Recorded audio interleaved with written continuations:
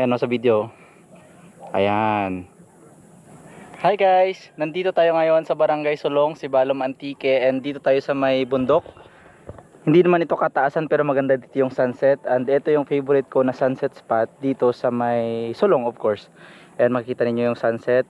I just don't know kung makikita talaga sa video kasi parang napaka liwanag, pero pag nasa picture actually or sa sa may mismong mata, makikita natin na yung sun alos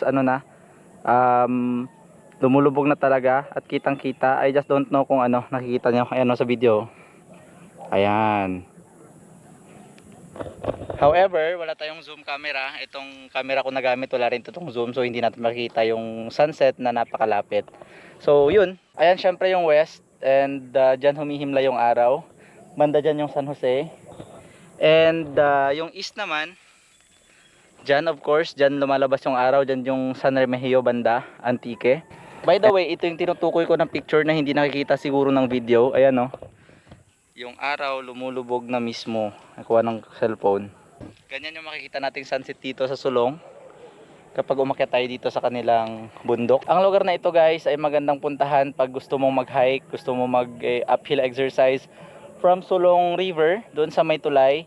I think it takes more or less 20 minutes papunta dito sa tuktok ng bundok na ito. Hindi naman gaanong mataas. So ayan yung dadaanan mo, concrete naman, nakikita naman sa video. So walang problema kahit hindi ka nakasapatos or ordinaryo lang sapatos mo, pwede ka ring magbike papunta dito. So yun, maganda yung sunset dito, and of course maganda din yung sunrise kasi pumupunta rin ako ng umaga dito noon. So yun lang, puntahan nyo rin dito. Bye bye.